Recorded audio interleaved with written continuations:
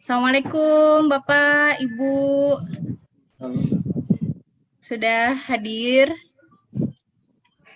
Ada Pak Rahardi Mulyanto, apa kabar Bapak? Alhamdulillah, Mbak Emoy. Terima kasih Ya. diundang, terima kasih. Terima kasih Pak sudah menyempatkan hadir di acara FGD pada siang hari ini. Di sini juga ada Kiai Haji Salahuddin Al-Ayyubi dari Wasekjen MUI. Apa kabar Bapak? Assalamualaikum. Waalaikumsalam warahmatullahi wabarakatuh. Alhamdulillah, syukurillah. Sehat. Alhamdulillah ya Pak. Terus Terima kasih di sini diundang ke forum juga ini. ya. Di sini juga sudah hadir dari adik kita. Ada Indah Nurmaulina. Apa kabar, Mbak Indah? Sehat, Mbak? Ya, baik Bu. Alhamdulillah sehat. Alhamdulillah. Selanjutnya ada Pak Syahrul nih. Pak Syahrul dari ACT. Pak Syahrul, apa kabar, Pak? Sehat, Pak? Masih persiapan ya semuanya. Sambil menunggu yang lain, alhamdulillah terima kasih sudah bergabung pada acara FGD pada hari ini. Di sini sudah ada Kak Erdi Nasrul. Kang Erdi. Ya, maaf saya lagi keluar. Ya, terima kasih. Iya Pak. Terima kasih Pak sudah menyempatkan hadir di acara kami pada siang hari ini. Di sini ada Wapemret kita nih, Republika dari Pak Nur Hasan Murtiaji. Bapak apa kabar Pak? Baik, alhamdulillah Mbak Emoy. Mohon maaf berbuka. Kita di kantor ya Pak? Iya di kantor, cuma beda ruang ini. Beda ruangan. Jadi kita jaga jarak. Iya. Bagaimana Bapak-Bapak juga ada yang Bapak, di kantor semuanya juga ya? Mau menyapa ini ada Mbak Indah, Kang Rahadi, Bang Rahadi, Pak Sahrul, Pak Sigit, Pak Salahuddin, Pak Kiai. Assalamualaikum Ustaz. Salam Pak Kiai. Alhamdulillah, alhamdulillah. PII ya? Ya. Kang Yudi, Bang Yudi. Waalaikumsalam Ustaz Nur Hasan. Pak Yudi ini kebetulan 3 bulan setengah kita sama-sama ada di Masjidil Haram waktu itu. Alhamdulillah. Masya Allah. Alhamdulillah Ustaz. Kayaknya kangen ke Masjidil Haram itu. Iya. Umroh belum dibuka ya? Udah buka ya Ustaz ya? Sudah mulai. Ya? Udah, tapi untuk yang luar Saudi belum. Oh, masih yang internal ya. Mana kabarnya? Saya turut berduka cita nih kehilangan guru bangsanya. Gurunya Ustadz Erdi Nasrul ya. Iya, betul. Ya. Oke, Sukri Zarkasi ya. Oh, tahu kalau itu guru saya. Saya kan sering baca biografi ini apa tokoh-tokoh Gontor. Oh. Iya. Beliau sudah forum alumni ya. 8 tahun ya. Sangat tua. Sakitnya udah dari 2012. Iya.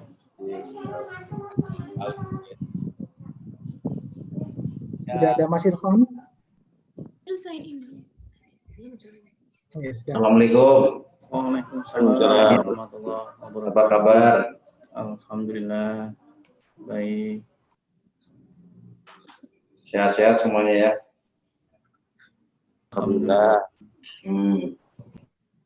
Lagi pada sibuk apa ini? WFH, Pak Irfan. Sibuk WFH, Pak. Sibuknya WFH ya. Bekerja sambil berkebun. Ya. WFH itu adalah bekerja campur libur sebenarnya. Kerja campur berlibur.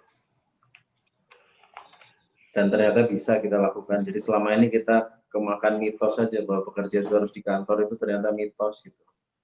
Betul. Kita laksanain di rumah, dipaksain, ternyata bisa juga. Walaupun memang mungkin ada 1, 2, 3 bukti yang berkurangi. Ayo.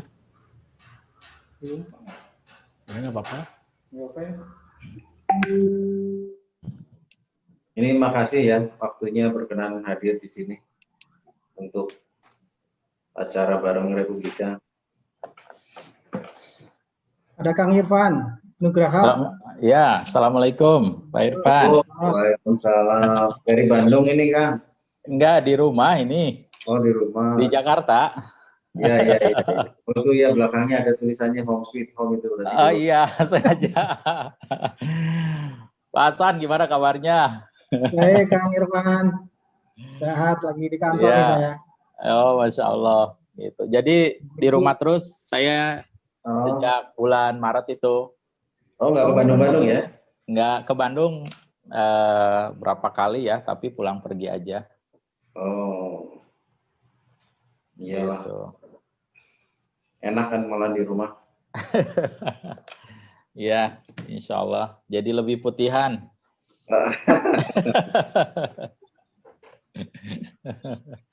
Tapi Gitu. potensi untuk tambah gendut, Pak. Oh iya, betul. Karena tidak bergerak.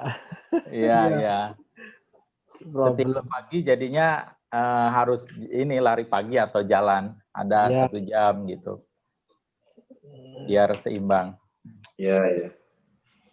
Ya paling nggak jadi tahu tetangga kita siapa gitu. Kalau kemarin kan ya. Kita jalan pagi, tetangga kita siapa nggak tahu gitu. Ntar pulang udah malam, tetangganya juga nggak tahu. Iya, betul. Iya. Ya kejadian tuh beneran tuh. Ya, begini kan ngobrol jadi ada sama tetangga. Tempat saya malah masih ada itu ronda. Jadi setiap malam bergiliran tuh ada yang ronda. Oh iya. Ya lumayan juga sih ikutan ronda itu, lumayan juga jadi tahu gosip-gosip masyarakat di sekitar situ. Iya. Ya gilirannya itu Jumat malam. Wah, ya malam itu ya berarti malam Sabtu. Libur kan tapi kan? Ya, Kang. Ngobrol nanti jam sekali ada yang keliling bergantian. Ya olahraga juga sih keliling. Iya. Sekilo setengah itu 1 putaran. Kalau Kalau semalam bisa 2 kali kelilingan kan ya 3 kilo lah jalan. Iya. Itu sekitar 500 kalori itu. Nah, sampai subuh, habis sholat subuh baru tidur. Tapi ya nggak bisa lama, paling jam 8 gitu juga udah kebangun. Itu pit-pitan. Nah, habis itu ya pit-pitan. Ngontel. Sampai duhur. Habis ngontel, lari, bakar kalori, terus makan nasi padang tuh gimana tuh ceritanya? Jadi tambah lagi kalorinya. Kita tanya Ustadz Erdi gimana hukumnya makan nasi padang sambil ngontel. Kalau menurut saya hukumnya wajib. Kayaknya sih hukumnya susah, Mas. Kalau sepedaan sambil makan tuh kayaknya susah itu. Harus sambil duduk.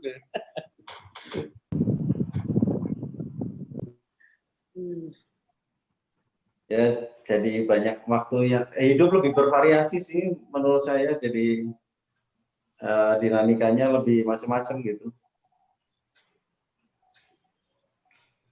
Yang tadinya urusan kerjaan, nah sekarang sudah mulai ada yang urusan lain-lain. Ya, nyampur di rumah. Iya. Cuma dampak ekonominya ini yang luar biasa ya, Pak Irfan. Kerasa itu. Tapi ini kurvanya masih belum turun-turun ya.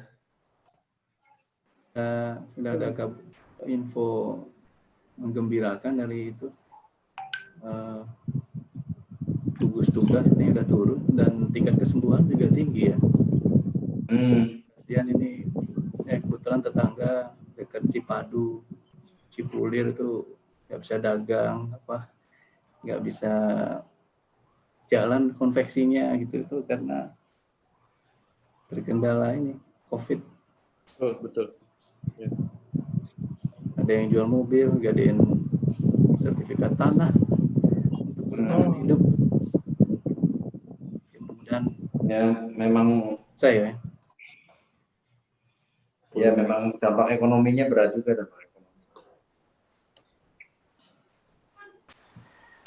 Ini yang lagi coba diamati datanya kan bekas demo kemarin tuh 2 minggu setelah demo khawatir jadi klaster. Terus yang kedua ini long weekend minggu depan ini juga. Oh betul. Ya. Harus diantisipasi. Iya. Terus nanti belum lagi habis ini Natal tahun baru. Itu kan cuti bersama dan liburnya itu panjang banget, itu dari tanggal 24. Aku. Libur 6 bulan ditambah lagi ya. 2 minggu. Iya. Nah itu ya potensi orang untuk berkerumun di tempat wisata di tempat itu jadi terbuka. Yang mudah-mudahan sih sesuai protokol semuanya. Amin, amin. Irfan, ini bisa kita mulai aja langsung ya? Mengingat waktunya juga terus berjalan. Betul. Jadi kita mulai saja sambil nanti paralel menunggu yang lain juga hadir. Bismillahirrahmanirrahim. Assalamualaikum warahmatullahi wabarakatuh. Waalaikumsalam warahmatullahi wabarakatuh. Ya, selamat siang dan salam sejahtera untuk kita dan selamat datang, selamat bergabung Bapak Ibu dalam forum group discussion pada siang hari ini. Perkenalkan saya Ermi Dayanti selaku MC pada siang hari ini. Di sini saya akan memperkenalkan terlebih dahulu siapa saja yang bergabung pada acara FGD pada siang hari ini. Di sini sudah hadir juga pemimpin redaksi Republika Bapak Irfan Zunaidi. Assalamualaikum Pak. Waalaikumsalam. Ya, ada Bapak Nur Hasan Murtiaji selaku Wakil Pemimpin Redaksi Republika. Assalamualaikum Pak. Waalaikumsalam Mbak. Ya, ada Kang Erdi Nasrul selaku Redaktur Republika. Kang Erdi, sehat Kang? Alhamdulillah sehat. Dan ada Kak Heri Ruslan selaku Wakil Redaktur Pelaksana Republika. Assalamualaikum Kang Heri. Waalaikumsalam. Ya, baik, di sini juga telah hadir bersama kita. Yang pertama ada Bapak Irfan Nugraha selaku Chief Marketing Officer dari Rumah Zakat. Pak Irfan, apa kabar? Assalamualaikum Pak. Waalaikumsalam warahmatullahi wabarakatuh. Alhamdulillah sehat. Alhamdulillah. Selanjutnya ada Kiai Haji Salahuddin Al-Ayub selaku Wasekjen MUI. Assalamualaikum Bapak. Waalaikumsalam warahmatullahi wabarakatuh. Ya, selanjutnya ada adik kita Indah Nur Maulina, ini selaku KSEI SEF Gunadarma. Halo Kak Indah.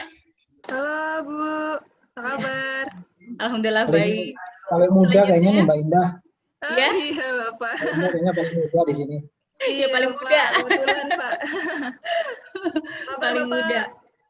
Pak Nur Hasan. Ya baik Mbak Indah.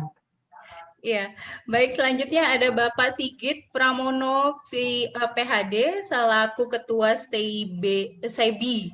Assalamualaikum Pak Sigit. Waalaikumsalam warahmatullahi wabarakatuh. Apa kabar Mbak? Alhamdulillah baik Pak, selamat bergabung ya Pak. Alhamdulillah. Kemudian ada Ibu Sulistikoma selaku Manajer Corporate Fundraising Dompet Duafa. Assalamualaikum Ibu, sehat? Alhamdulillah, waalaikumsalam. Alhamdulillah. Selanjutnya ada Bapak Yudiarma MKMSI selaku Manajer Humas Basnas. Assalamualaikum. Bapak. Waalaikumsalam warahmatullahi wabarakatuh. Alhamdulillah ya Pak, semoga selalu sehat semuanya. Selanjutnya ada Bapak Syahrul Mubarak selaku Chief Marketing Officer Global Zakat dari ACT. Assalamualaikum Pak Syahrul. Salam Mbak. Alhamdulillah. Alhamdulillah baik. Dan di sini juga ada Bapak Tommy Irawan selaku Direktur Panti Yatim Indonesia. Assalamualaikum Pak Tommy. Waalaikumsalam warahmatullahi wabarakatuh. Alhamdulillah. Dan selanjutnya ada Ibu Raya Sulistiowati SPD MPD selaku owner dari Kanvas Zone dan Magaski. Assalamualaikum Ibu. Assalamualaikum, waalaikumsalam warahmatullahi wabarakatuh, Mbak. Alhamdulillah bisa bergabung ya Bu pada siang hari ini. Terima kasih. Selanjutnya ada Bapak Salman Al-Farisi selaku Deputi Direktur YBM PLN. Assalamualaikum Pak Salman. Waalaikumsalam Mbak Emoy. Ya, sehat ya Pak ya? Sehat insya Allah Pak. Alhamdulillah, alhamdulillahirabbil alamin. Rasanya sudah lengkap semua ini Pak, panelis yang siap menyampaikan pandangannya terkait tema diskusi kita pada siang hari ini, yaitu tetap berzakat di masa pandemi. Itu. Nah, tanpa memperpanjang waktu lagi sebelum memulai acara ini, marilah kita sejenak menundukkan kepala untuk berdoa menurut kepercayaan dan agama masing-masing. Semoga acara ini dapat berjalan dengan lancar dan penuh manfaat. Berdoa dimulai. Bismillahirrahmanirrahim.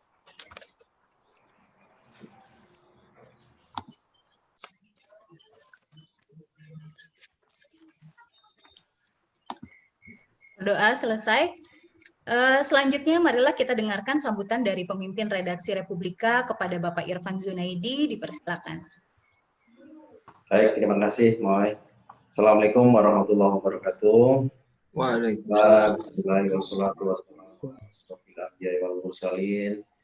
Wa ala alihi washabihi ajmain. Puji syukur pada Allah Subhanahu wa taala, sholawat serta salam kita panjatkan kepada junjungan Nabi besar Muhammad sallallahu alaihi wasallam.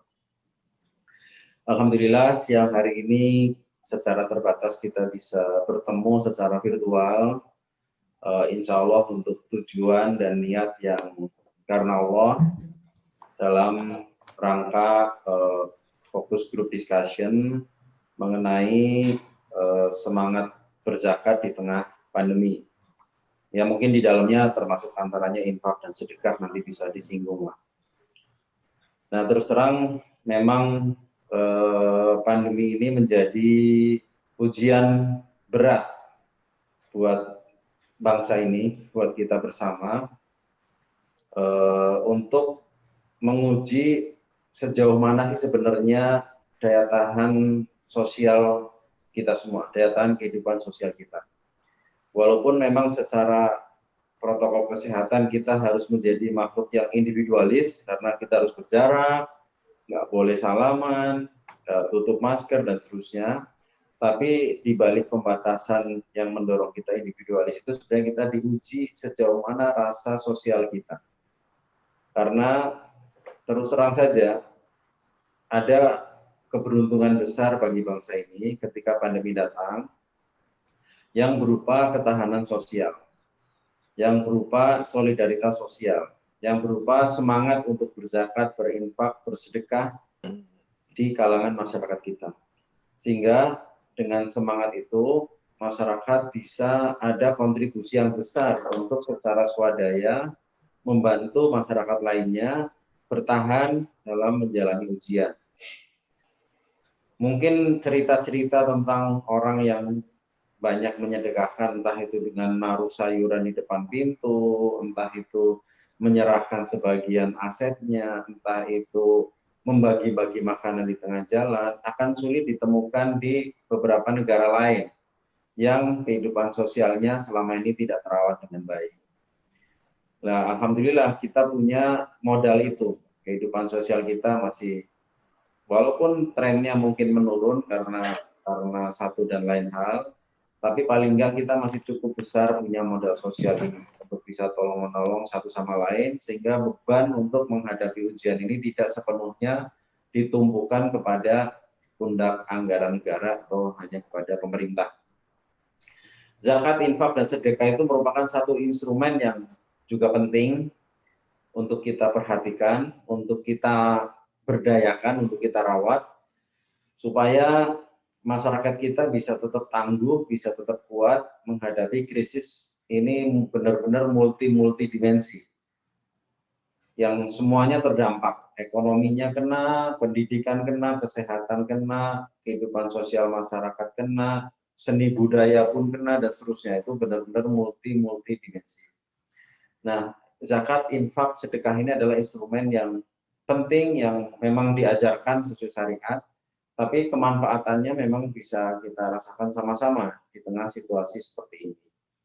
Acara siang hari ini mudah-mudahan bisa menjadi momentum atau sarana untuk kita bisa mengeksplor lebih dalam kemanfaatan instrumen tadi sehingga bisa dimaksimalkan betul untuk bisa menguatkan dan menambah terus daya tahan masyarakat dalam menghadapi ujian ini.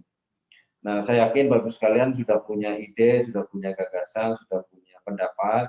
Nah, silakan nanti dalam kesempatan ini di-share satu sama lain untuk bisa saling menguatkan sehingga keberadaan lembaga-lembaga filantropi ini memang betul-betul bisa menjadi pilar yang mengokohkan daya tahan masyarakat dari hantaman pandemi COVID-19 ini. Saya katakan beruntung karena ya mungkin di negara-negara lain tidak sesubur kita yang namanya lembaga-lembaga filantropi yang berbasis keumatan, berbasis kemasyarakatan. Memang ada foundation di luar sana, tapi saya yakin sistemnya berbeda dan mungkin nawaitunya juga berbeda dengan filantropi, zakat, infak, sedekah yang kita miliki hari ini. Nah, Republika sebagai media tentu saja juga ingin bisa menjembatani, ingin juga bisa memberikan kontribusi terhadap penyelesaian masalah yang ditimbulkan oleh hadirnya pandemi pada hari ini, pada kali ini. Kita selain dengan konten, tentu juga dengan perbuatan sesuai dengan ajaran Rasul, yaitu dakwah bilisan, ya harus juga dengan dakwah berhal. Nah, Republika ingin sekali bisa menjalankan dua-duanya dan ingin sekali bisa memberikan sumbangan yang berarti buat penguatan masyarakat, buat penguatan umat dalam rangka menghadapi ujian pandemi kali ini. Mudah-mudahan acara siang hari ini berjalan lancar dan memberikan manfaat yang luas buat masyarakat kita semuanya. Wabillahi taufiq wal hidayah. Sekali lagi saya ucapkan terima kasih kepada Bapak sekalian yang sudah meluangkan waktunya untuk hadir pada siang hari ini. Juga kepada teman-teman semua di Republika, kepada panitia yang bisa menjadikan acara ini bisa berlangsung. Insya Allah akan berbalas kebaikan amalan-amalan untuk sekalian yang berlipat-lipat dari Allah. Kita cukupkan. Wabillahi taufiq wal hidayah. Assalamualaikum warahmatullahi wabarakatuh. Silakan mulai. Waalaikumsalam warahmatullahi wabarakatuh. Terima kasih Pak Irfan atas sambutannya. Selanjutnya sebagai pengantar dari FGD dengan tema berzakat, tetap berzakat di tengah pandemi ini akan disampaikan oleh Wakil Pemimpin Redaksi Republika kepada Bapak Nur Hasan Murtiaji. Dipersilakan. Terima kasih Mbak Emoy. Assalamualaikum warahmatullahi wabarakatuh. Bismillahirrahmanirrahim. Wassalamu ala rasulillah. Bapak Ibu semuanya, terima kasih kehadirannya di acara FGD. Biasanya kita bikin acara FGD di hotel gitu ya, di ruangan aula dan seterusnya, tapi alhamdulillah dengan begini kita lebih fleksibel, lebih dinamis, dan bisa lebih masif gitu mudah-mudahan. Ini sedikit latar belakang saja mengapa kita bikin acara FGD ini. Ada kegelisahan bahwa krisis yang dimulai dengan krisis kesehatan ini kan kemudian berimplikasi pada krisis ekonomi. Nah, kita melihat akibat krisis ekonomi ini, tadi Kang Yudi cerita bagaimana pedagang pasar yang di Cipulir dan seterusnya itu terdampak akibat krisis ini, maka tidak bisa jualan dan seterusnya. Nah, kita melihat apakah kemudian dampak ekonomi ini merembet ke semangat untuk berbagi. Nah, saya lebih senang menyebut dengan semangat berbagi dibanding mungkin zakat secara khusus gitu ya. Karena semangat berbagi ini nanti bentuknya bisa macam-macam. Memang temanya sekarang tentang zakat, tapi sebenarnya ini keseluruhannya tentang tema bagaimana kita semangat untuk berbagi. Nah, ada beberapa laporan yang kami terima, ada lembaga zakat yang katakan selama pandemi ini memang mengalami penurunan secara volume, tapi ada juga yang menyampaikan volumenya turun, tapi jumlah donaturnya nambah. Ini fenomena yang menarik sebenarnya untuk diulas. Nah, apakah ini sebuah fenomena baru di mana ketika kita krisis seperti ini, ternyata semangat untuk berbagi tadi itu justru makin tumbuh. Nah, ini seperti tadi disampaikan Mas Irfan di awal. Nah, ini yang kita ingin gali dari Bapak Ibu sekalian, yang ingin kita kita perdalam seperti apa kira-kira yang seberapa besar dampak itu dan seberapa signifikan terhadap semangat berbagi tadi di masyarakat. Dan kemudian kita ingin dari ide dan gagasan Bapak Ibu semua nanti kita bisa mendapatkan kira-kira solusinya seperti apa ke depan, sehingga kita bisa sampaikan ini mungkin kepada pihak-pihak yang terkait. Salah satunya mungkin Badan Nasional Penanggulangan Bencana yang sekarang diserai untuk penanggulangan pandemi COVID.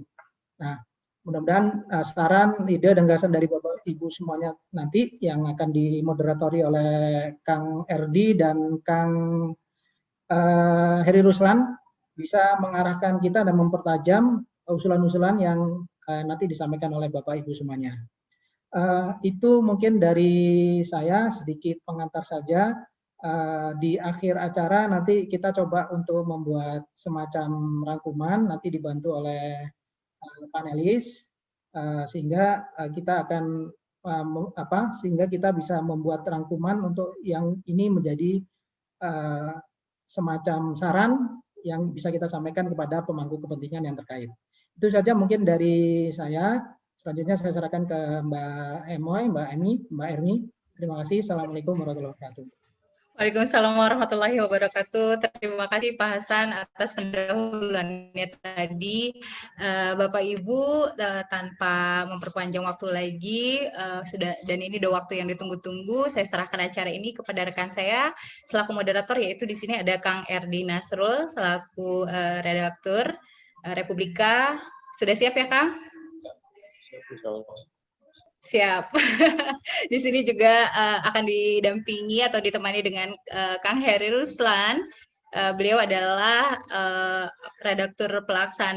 wakil redaktur pelaksana Republika. Siap juga ya Kang Heri yang dari Sukabumi ya Kang? Siap. Semoga cuaca di sana mendukung dan acara ini lancar. Kalau begitu saya serahkan kepada beliau-beliau ini, dipersilakan. Moy, saya boleh izin dulu ya, Moy ya? Silakan, Pak Irfan. Mudah-mudahan lancar. Terima kasih sekali lagi pada Bapak sekalian. Ya, Assalamualaikum warahmatullahi wabarakatuh. Waalaikumsalam warahmatullahi wabarakatuh. Terima kasih Pak Irfan. Terima kasih banyak, makasih ya. Terima kasih Pak. Baik, Assalamualaikum warahmatullahi wabarakatuh. Waalaikumsalam. Waalaikumsalam. Alhamdulillah. Waalaikumsalam. Wa midada kalimati. Asyhadu an la ilaha illallah wa la syarikalah la nabiyya ba'da. Kita mulai diskusi dan fokus group discussion hari ini dengan membacakan aturan main kita. Yang pertama adalah setiap panelis mendapatkan pertanyaan yang sama dari moderator. Kemudian panelis menjawab berdasarkan background masing-masing. Kemudian jawaban atas satu pertanyaan maksimal 5 menit. Akan ada pertanyaan yang ketiga atau yang keempat bagi setiap panelis bergantung pada dinamika diskusi nanti. Kemudian moderator bisa mengarahkan dan mempertajam jawaban panelis dengan tetap memperhatikan durasi waktu per peserta. Co-moderator Kang Heri Ruslan nanti akan membantu mengondisikan suasana diskusi agar berjalan efektif dan efisien. Kemudian rangkuman secara garis besar akan disimpulkan oleh panelis. Dan yang terakhir, ide dan gagasan yang muncul dari fokus group discussion ini sepenuhnya menjadi tanggung jawab Republika sebagai pelaksana FGD. Kira-kira aturan yang akan kita jalankan seperti itu. Dan saya akan memulai dari perwakilan MUI, yaitu Wakil Sekretaris Jenderal MUI Kiai Haji Salahuddin Al-Ayyub. Saya ingin menanyakan tentang seberapa besar sih dari pihak MUI itu melihat dampak pandemi COVID-19 terhadap kesadaran berbagi di masyarakat. Mungkin Pak Kiai bisa cerita berdasarkan informasi-informasi dan pengamatan di lapangan, di lingkungan pesantren, di kalangan jamaah pengajian, dan lain sebagainya. Monggo Pak Kiai. Terima kasih. Assalamualaikum warahmatullahi wabarakatuh. Alhamdulillahi wahda, assalatu wassalamu ala man la nabiyya ba'da sayyidina wa maulana Muhammad ibn Abdullah wa ala alihi wa sahbihi wa man tabi'ahum bi ihsan ila yaumil qiyamah. Amma ba'du. Terima kasih Pak RD. Jadi memang betul bahwa selama pandemi ini memang berbagai pertanyaan itu ditujukan kepada Majelis Ulama Indonesia, khususnya yang terkait dengan masalah kaifiyah ubudiyah ya, tata cara untuk beribadah. Beribadah di sini bukan hanya yang terkait dengan masalah sholat saja, akan tetapi juga ubudiyah yang terkait dengan masalah zakat, infak, sedekah.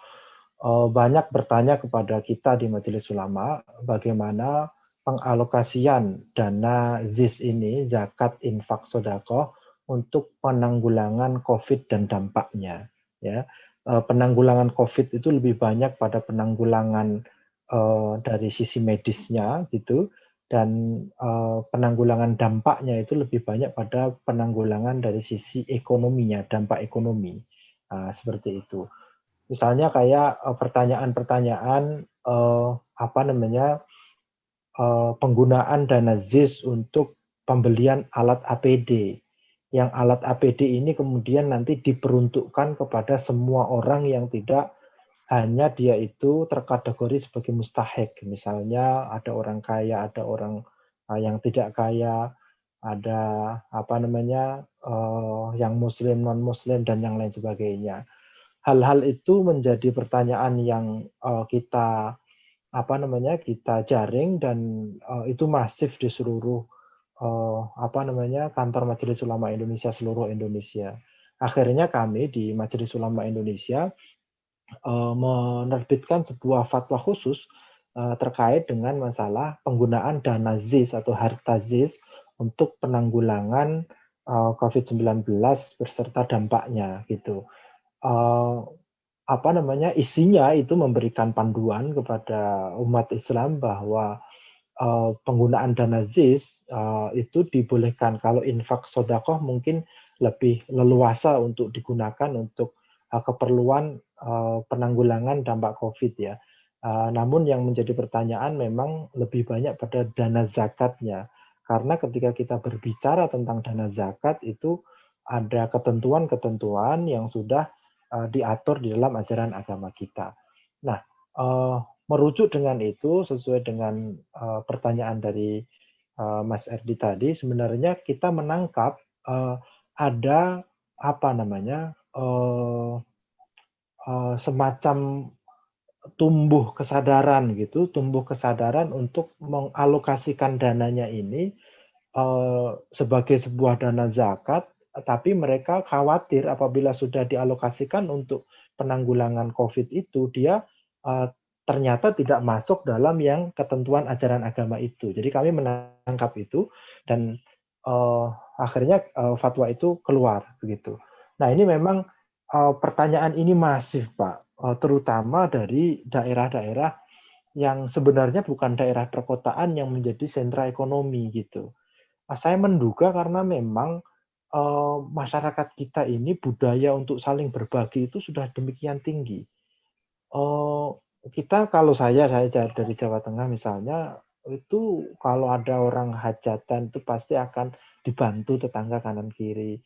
Ketika bikin rumah itu namanya kita ya datang aja bawa palu, bawa apa gitu, bantuin gitu kan. Kalau ada orang yang kesusahan gitu. Nah, budaya saling berbagi ini saya kok menjadi yakin kalau itu tidak muncul begitu saja. Saya meyakini bahwa ini adalah bagian dari kreasi ulama terdahulu untuk menjadikan ajaran agama ini menjadi sebuah budaya gitu. Jadi ketika menjalankan itu tidak sadar bahwa dia sedang menjalankan ajaran agama. Karena memang pola dakwah ulama terdahulu, wali-wali terdahulu itu seperti itu gitu. Mereka tidak menggunakan cover-cover agama, terminologi agama, tapi substansi keagamaannya itu diinikan. Jadi saya menduga seperti itu, dan semakin ke sini memang ada kesadaran bahwa apa yang mereka lakukan juga itu ya dalam tanda kutip sesuai lah dengan ajaran agama itu, sehingga mereka menanyakan itu kepada Majelis Ulama Indonesia. Begitu Pak Erdi. Berarti semangat berbagi itu tetap kuat ya meskipun situasinya di tengah pandemi seperti sekarang ini ya Pak Kiai ya. Iya, kami melihat faktanya seperti itu, apa yang disampaikan oleh Pak Irfan tadi itu di lingkungan sekitar saya aja, misalnya kayak Jum'ah Berkah ya. Jum'ah Berkah itu misalnya mau menyediakan nasi bungkus di nasi bungkus atau nasi kotak di spot khusus yang siapapun boleh mengambil nasi itu. Khususnya adalah para pekerja yang di misalnya kayak tukang ojek dan yang lain sebagainya. Saya juga melihat bahwa misalnya di daerah sekitar saya itu ada gerakan komunitas kita itu untuk join bareng mengumpulkan dana bersama yang misalnya untuk menyediakan seperti itu nasi itu kemudian kita bukan dimasak oleh kita tapi dimasak oleh sebuah warung gitu ya yang dia warungnya nanti tetap berputar kemudian orang-orang daerah sekitar juga saya melihat fenomena seperti itu semakin banyak Pak. Baik. Dan saya yang menjadi terkejut dan sekaligus senang itu diinisiasi oleh anak-anak muda. Nah ini yang menurut saya fenomena menarik yang menurut saya perlu untuk kita gali lebih dalam. Apakah memang pandemi ini malah menjadikan anak-anak orang-orang beragama khususnya anak-anak muda itu mempunyai terketuk jiwa sosialnya dan juga terkait dengan masalah ajaran agama ini ya istilahnya itu jiwa berbaginya itu saya kira. Ya, baik Pak Kiai sudah 5 menit. Silakan Ustaz Erdi untuk ke narasumber berikutnya. Pak Rahadi Mulyanto dari Bendahara DMI Jakarta Selatan. Saya persilakan. Ini tadi ada gambaran tentang fenomena anak muda yang ternyata mereka menjadi penggerak untuk menghidupkan semangat berbagi gitu. Nah mungkin dari komunitas masjid ada gerakan-gerakan seperti apa yang bisa menginspirasi masyarakat untuk lebih giat berbagi di tengah pandemi. Monggo Pak Rahadi. Baik, terima kasih. Assalamualaikum warahmatullahi wabarakatuh. Waalaikumsalam. Alhamdulillah, wassalatu wassalamu ala Rasulillah.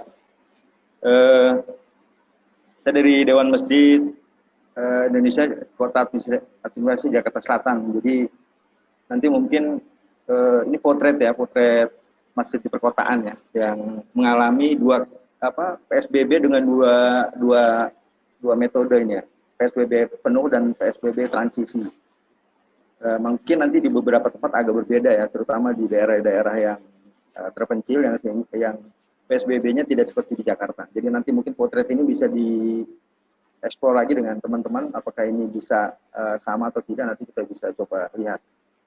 Nah ini terkait dengan pertanyaan dari yang pertama ini tadi, ini betul sekali dari Kiai Solahuddin Al-Ayyubi bahwa intinya sebetulnya ini ini kalau memang dijadikan ancaman atau apa gitu ya, tapi kita rubah ini menjadi sebuah peluang yang sebetulnya bisa kita konsolidasikan gitu di lapangan sehingga akhirnya nanti ada beberapa kekuatan kita bisa eksplor. Nanti mungkin di pertanyaan kedua sebetulnya yang nanti akan saya sampaikan. Tapi terkait dengan pertanyaan-pertanyaan ini, terkait dengan seberapa besar dampak pandemi yang ada di, terutama saya bicara tentang masjid. Di Jakarta Selatan itu ada 850-an masjid yang kami koordinasikan dan ada 1.700-an musola. Artinya apa? Kita berjalan 200 meter, 300 meter itu sudah ketemu institusi rumah ibadah yang bernama masjid atau musola. Ini luar biasa ini, jadi kekuatan mikro yang harus kita jaga dan kita kembangkan. Kebetulan dari bulan Februari itu ya kami bentuk Februari akhir ketika COVID itu mulai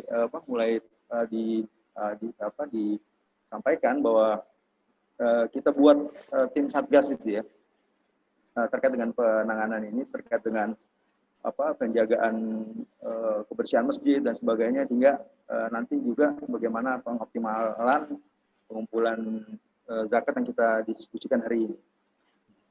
Terkait dengan itu ada beberapa temuan yang menarik, mungkin kawan-kawan juga sudah mendapatkan ya di masjid masing-masing gitu ya, atau di musola gitu ya. Jadi kalau di Jakarta Selatan itu saya dapati ada pemasukan di PSBB total itu kan kita di lockdown semua itu ya. tidak boleh sholat berjamaah, kemudian tarawihnya nggak ada, sholat Idul Fitri juga nggak ada, yang di mana di situ pemasukan terbesar ya, terutama di masjid-masjid yang luar biasa itu, yang ada di Jakarta Selatan tuh ada sebuah masjid yang sekali Jumatan itu bisa masuk sekitar 45 juta Pak Hasan. Bayangkan itu sekali Jumat gitu, belum lagi kalau tarawih itu, Masya Allah. Jadi ini potensi yang terlockdown ketika tadi inovasi dan peluang itu tidak bisa digunakan dengan baik ya. Apa nama masjidnya itu Pak Rahadi? Waduh, nanti perlu dijapri aja bagaimana. Supaya bisa jadi permisalan ataupun role model buat yang lain juga menurut saya. Ya, tapi masjidnya terlockdown Pak, maksudnya sampai sekarang itu kasihan juga tuh. Ya, jadi ya kan ya nanti ada beberapa tipe masjid ya yang terkait dengan penggalangan dana itu karena memang luar biasa. Jadi karena dalam bulan-bulan ini memang kami sedang berkoordinasi dengan bukan seluruh masjid ya, sebagian besar masjid. Kebetulan pemerintah daerah DKI ini sedang memberikan kucuran bantuan ke masjid-masjid dan musola yang dikoordinasi oleh dari masjid. Jadi dari kesempatan itu saya dialog dengan para pengurus ya, bahkan sampai ke marbot dan imam-imam itu ya yang terdampak sekali. Jadi ya tadi dari sekitar 0 sampai 50% itu pendapatan mereka turun ya pada masa-masa PSBB, terutama yang PSBB total itu ya. Nah, yang menarik juga nanti dampaknya itu ketika kita lihat di PSBB transisi itu, keberhasilan masjid dan musola mengelola program itu nanti terlihat di ini kawan-kawan di PSBB transisi itu. Karena kan transisi itu kita sudah bisa mengolah jamaah sebanyak 50% dari kapasitas. Kemudian ada kegiatan-kegiatan yang dibolehkan di masjid. Nah, ini kelihatan sekali nih di lapangan. Jadi ketika masjid dia statis dengan pola-pola lamanya yang misalnya penggalangan dana dengan kotak amal di Jumatan, kotak amal pada saat tarawih, kemudian panitia zakat yang statis di masjid, tidak ada alat-alat lain, mereka punya konsentrasinya di situ saja gitu ya. Itu pada saat mereka hanya fokus di situ sudah dipastikan pendapatan masjid pasti turun habis. Tapi pada saat mereka berhasil mengeksplorasi tadi gitu ya, yang hambatan menjadi tantangan itu insya Allah ada beberapa masjid yang di bulan Ramadan pendapatannya malah nambah Pak. Malah nambah. Jadi misalnya kemarin saya coba contek tuh punya rumah zakat atau mungkin beberapa yang lain yang misalnya di bulan Ramadan itu kotak amal tarawihnya itu kita pindahkan ke rumah-rumah penduduk, ke rumah jamaah. Jadi bikin kenceleng jamaah.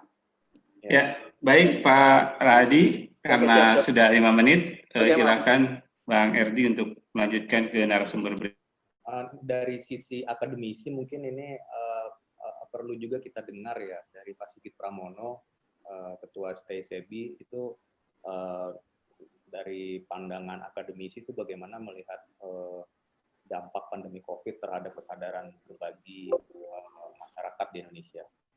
Monggo Pak Sigit.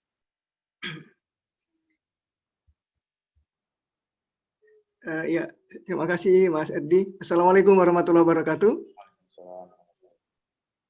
Alhamdulillahirrahmanirrahim. Alhamdulillahilladzi arsala rasulahu bil huda wa dinil haq liyusirahu 'ala dini kullihi wa kafa billahi syahida. Alhamdulillahirrahmanirrahim. Bapak Ibu, rekan-rekan yang berbahagia, saya berbahagia sekali di siang hari ini.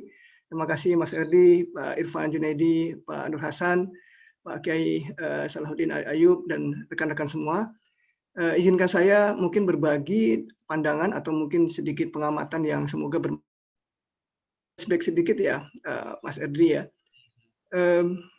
Ada satu forum yang menarik ketika pandemik ini mulai melanda, yaitu forum Indonesia yang ada di Australia, di rekan-rekan di National University Australia di Canberra. Itu mengundang Prof. Iwan Jaya Aziz. Kita ketahui beliau begawan ekonomi yang saat ini di Cornell University menjadi profesor di sana di FUI. Kira-kira pandangan beliau adalah this crisis is different. Jadi krisis ini memang berbeda. Jadi Bapak Ibu yang saya hormati, kita memang mendapat musibah, juga mendapat blessing, mendapat keberkahan dalam situasi ini. Singkat cerita adalah sekaligus kita menghadapi ada krisis kesehatan, krisis jiwa manusia, krisis ekonomi, dan juga krisis yang selama ini mungkin tidak kita hadapi, yaitu physical restriction gitu ya, hambatan kita untuk bergerak beroperasi. Nah, hemat saya, pandangan beliau benar. Kita harus merespon situasi ini dengan cara-cara yang tidak bisa sederhana, tidak dengan cara-cara mainstream ekonomik yang bisa dikatakan bertubi-tubi kita menghadapi krisis yang bergelombang. 97 kita mengalami global financial crisis mulai dari Amerika, dan saat ini krisis pandemik. Nah, jadi pandangan itu juga hemat kami harus kita lihat dalam perspektif keislaman. Ini menjadi keberkahan bagi kita. Kalau kita lihat sesungguhnya Allah Subhanahu wa taala tidak mungkin mensia-siakan kondisi ini untuk kita tidak berkontemplasi dalam sedalam-dalamnya dalam makna ibadah dan keislaman kita. Sebagai misal, dalam teori ekonomi kita mengenal yang namanya altruism ya Pak. Altruism ini salah satu masa pemikiran ekonomi bahwa kita tidak bisa self-interest. Jadi apalah yang dikatakan tentang teori materialisme lewat kapitalis ataupun sosialisme itu, kita diajarkan bahwa kita akan punya satu wahana atau tools untuk mencapai efisiensi dengan market mechanism. Nah, tapi altruism itu mengajarkan kita bahwa tidak demikian. Harus ada cara pandang bahwa ekonomi itu memandang kita harus memperhatikan orang lain. Jadi ini menjadi satu mainstream yang mungkin kita perlu gali bahwa altruism itu satu hal yang melekat dalam fitrah manusia.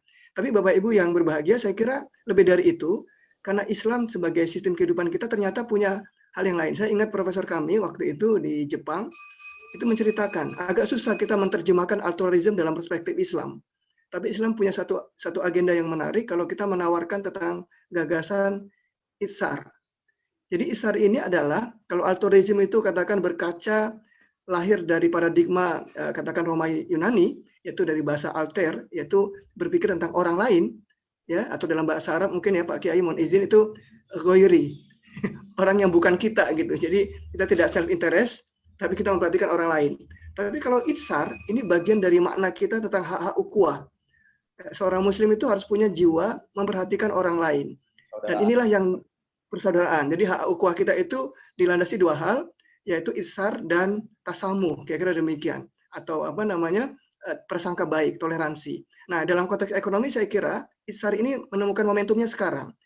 Lewat gerakan filantropi kita, zakat, wakaf, sedekah dan sebagainya itu, kita diajarkan bahwa tidak hanya diri kita yang sedang terdampak ini, tapi sungguhnya kita harus berbagi dengan semua instrumen filantropi Islam dalam kaitan dengan social finance Islam. Nah, ini saya kira menemukan momentumnya Mas, bahwa di mana ketika kita lihat perkembangan ekonomi syariah dalam 3 dekade, 4 dekade ini, khususnya di Indonesia mungkin dalam 3 dekade ini, kita mulai lewat Islamic Commercial Finance, katakan lembaga keuangan syariah. Tapi kita juga membangun filantropi Islam lewat zakat dan wakaf. Kita negeri yang unik, kita punya tadi begitu banyak keberkahan negeri ini yang mengajarkan kedermawanan. Nah, ini saya kira momentum terbaik untuk kita sebagai bangsa, sebagai umat menampilkan di tengah pandemi pun luar biasa. Masyarakat Indonesia, masyarakat Muslim Indonesia itu berbagi. Jadi saya mohon izin menekankan itu Bapak Ibu. Ini ketemu dengan rekan-rekan praktisi di zakat dan wakaf, Bapak Ibu di Majelis Ulama, juga kemudian teman-teman di jurnalis. Saya kira kita bisa mendorong ini menjadi satu keunikan bahwa mudah-mudahan ini saatnya kontemplasi dan resonansi satu praktik terbaik, best practice tentang Islamic Social Finance yang itu didasarkan tadi semangat berbagi. Dan lembaga zakat, wakaf dan charity di Indonesia saya kira punya kesempatan baik dalam momen ini. Saya kira demikian Mas. Terima kasih Pak Ustadz atas pemaparannya. Silakan Bang Erdi untuk dilanjutkan ke narasumber yang lain. Ini memang dalam situasi ekonomi sekarang banyak usaha-usaha yang sangat terpengaruh ya. Tapi ada juga dalam situasi seperti ini justru mereka mendapatkan penghasilan yang lebih. Kayak kemarin kita di internal Republika sempat ngobrol tentang penjualan alat-alat elektronik ya, ponsel, Android. Itu ketika ada launching produk baru justru pendapatannya semakin tinggi. Justru laku dalam waktu cepat gitu. 100 200 poin, dan lain sebagainya. Ini berarti dalam situasi pandemi ini kita melihat sedikit harapan untuk bisa bangkit sebenarnya. Tinggal bagaimana kita bisa menggerakkan masyarakat dan membangun optimisme kepada mereka agar bisa tetap berbagi. Nah, mungkin kita bisa dengar nih dari Mbak Raya Sulistiowati, kira-kira dampak pandemi ini, apakah dalam situasi ini kita masih bisa sih untuk membangun semangat dan inspirasi untuk berbagi gitu. Monggo Mbak Raya Sulistiowati. Terima kasih Mas Erdi. Assalamualaikum warahmatullahi wabarakatuh. Waalaikumsalam. Oke. Sudah terdengar ya? Baik, terdengar Mbak. Terdengar, oke.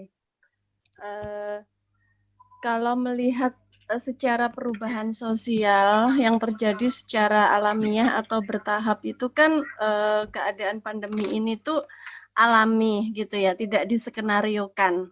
Kemudian tidak diskenariokan oleh kepentingan tertentu sebenarnya atau semacam rekayasa sosial. Tidak demikian dengan pandemi COVID-19 ini memaksa kita, ini telah memaksa bahwa entitas dan komunitas ini, sosial ini adaptasi dengan baik sebenarnya. Kemudian rekayasa sosial tampaknya ini harus tunduk pada protokol, terutama protokol kesehatan, karena mau nggak mau menjamin interaksi sosial untuk memastikan keberlanjutan kehidupan umat manusia ini ke depannya bagaimana, begitu. Secara perekonomian sebenarnya yang kita alami saat ini itu kalau dikatakan berat konsepnya, mindsetnya mungkin berkata berat, tetapi mungkin yang kaum muda, anak-anak milenial, kaum rebahan itu tidak mau dikatakan rebahan, dan dia akan bangkit menjadi agen perubahan. Ini penting seperti itu. Sehingga anak-anak milenial yang biasa dikatakan rebahan berubah menjadi agen milenial ini bisa terbentuk secara interaksi sosial dengan baik. Apa yang harus disampaikan, sumbangsih apa, ini mulai dididik secara pendidikan dari sejak dini dan bisa dilakukan di dalam lingkungan intern dulu, keluarga dulu, seperti itu. Nah, berkaitan dengan beberapa bisnis usaha yang kami jalankan atau kami geluti sebenarnya mengalami dampak yang sangat signifikan sebenarnya. Tetapi justru di situ saya menemukan beberapa kekuatan yang luar biasa, bahwa sebenarnya alam itu, semesta itu adil, seperti itu. Jadi apa yang kita berikan, pasti kita juga akan menerima. Nah, jadi ada beberapa hal yang secara filosofi kalau kita tidak bisa menghitung dengan kalkulator manusia, itu memang adanya nyata dengan membantu beberapa perubahan anak muda yang menjadi agen perubahan, membantu beberapa karyawan yang terdampak kita, kemudian kita bisa berinteraksi, kita berdiskusi bersama, kita melakukan kerja keras, kerja tuntas, kerja ikhlas, kita istiqomah mendapatkan hasil yang insya Allah bisa lebih bagus, kemudian kita bisa bangkit, usaha kami bisa bangkit kembali, kami ada orderan kembali, kemudian berkaitan dengan entrepreneur juga timingnya harus tepat. Kalau untuk saat ini mungkin timingnya apa sih yang diperlukan masa pandemi nih, produk-produk apa, biasanya kami produk-produk untuk kit, untuk seminar, kemudian beralih ke healthy kit, ke masker, produk-produk yang berkaitan dengan pandemi ini. Jadi ini merubah inovasi, iya, merubah mindset kita, harus kreatif dan tetap inovatif, seperti itu. Mas Erdi. Baik, kita ke Mbak Indah Nur Maulina dari staf ahli Kementerian Pengembangan Sumber Daya Insani KSI SF Gunadarma. Nah, ini yang Mbak rasakan terkait dengan kesadaran masyarakat untuk berbagi di tengah pandemi seperti apa, Mbak? Monggo. Iya, baik, terima kasih Bapak atas kesempatannya. Sangat terhormat sekali ya untuk bisa diundang ke sini gitu ya, terutama untuk bertemu dengan para praktisi gitu ya, Bapak-bapak, Ibu sekalian. Salam hormat dari saya. Saya dari KSI Syariah Economic Forum Universitas Gunadarma, kebetulan Pak, Bu. Mungkin di sini saya ingin menyampaikan pendapat saya ya Bu, Pak, terkait bagaimana kondisi di awal dan awal-awal pandemi sampai saat ini, kesadaran terkait milenial itu sendiri untuk berzakat dan lain sebagainya gitu. Tadi sempat baca juga data-data gitu ya dari berbagai sumber bahwa memang dari Bapak Dirut Utama Basnas Arifin Purwakananta juga menyatakan bahwa memang di awal itu kita meningkat 47% lah gitu terkait perhimpunan zakat, tapi makin ke sini kok malah menurun gitu. Nah, kalau dari yang saya analisis itu terkait ini itu kan kembali lagi kepada dasar-dasar ekonomi terkait konsumsi, produksi dan lain sebagainya gitu ya, di mana kita ketahui pendapatan itu menurun karena PHK besar-besaran dan lain sebagainya. Nah, di sini awalnya tadi meningkat, sekarang di akhir itu menjadi menurun gitu kan. Nah, menurut saya gitu ya, harus adanya reminder kembali gitu, reminder kembali kepada masyarakat bahwa efek zakat itu luar biasa gitu. Potensi zakat sedemikian rupa. Mungkin bisa diadakan yang namanya audiensi terbuka gitu ya Pak, Bu, audiensi terbuka dengan para masyarakat, milenial khususnya, bahwa memang potensi zakat seperti ini, realisasinya seperti ini, dampaknya sedemikian rupa gitu. Jadi masyarakat itu aware gitu. Kalau bisa ditampilkan di TV gitu juga ditampilkan gitu Pak, Bu gitu. Atau mungkin menyasar YouTube dan lain sebagainya, karena kan kita kalangan milenial juga sangat-sangat sering intensitasnya membuka internet gitu ya. Seperti itu. Nah, mungkin juga kami dari milenial juga mungkin sangat setuju sekali dengan yang adanya gerakan yang mari saling bantu itu gitu ya. Jadi di mana kita ketahui gerakan ini juga bisa terwujud gitu ibaratnya. Sangat yakin gitu bisa terwujud di saat ini. Karena apa? Karena milenial ini cenderung membangun soliditas di tengah pandemi saat ini gitu, Pak, Bu sekalian. Karena kan milenial ini perlu didorong ya. Melalui apa? Melalui internet. Contoh saja kecilnya seperti ini. Influencer itu betapa power gitu ya di Indonesia. Terutama saya sendiri gitu ya. Tiap hari melihat influencer di Instagram gitu. Betapa memikatnya daya tarik mereka untuk menjual suatu produk. Nah, bisa nih kita sinergi dengan para influencer. Nah, juga di lain sisi kita juga bisa nih dari pemerintah untuk melakukan pendanaan terkait UMKM itu sendiri, karena bayangkan saja nih apabila 64 juta UMKM di Indonesia bekerja sama gitu ya untuk membangun menggerakkan misalnya membeli sama dengan berdonasi. Bayangkan 64 juta UMKM di Indonesia melakukan gerakan tersebut. Nah, hal itu kan bisa bisa menjadi peluang sebenarnya gitu ya. Tapi lagi-lagi dikelola dengan pemerintah, jangan swasta gitu kan. Kalau kita ketahui swasta kan ya seperti itulah ya. Jadi lebih kepada langsung dari melalui pemerintah gitu ya. Gitu. Mungkin pandangan dari sisi mahasiswa seperti itu ya Bapak Ibu. Mungkin mohon maaf apabila ada keterbatasan terkait ilmu dan lain sebagainya. Intinya sangat setuju sekali apabila ada gerakan terkait reminder untuk zakat ini sendiri gitu. Karena apa? Karena awal kemerdekaan Indonesia juga kan lewat gerilya gitu ya. Tidak gerakan mandiri gitu kan ya. Seperti itu mungkin Bapak.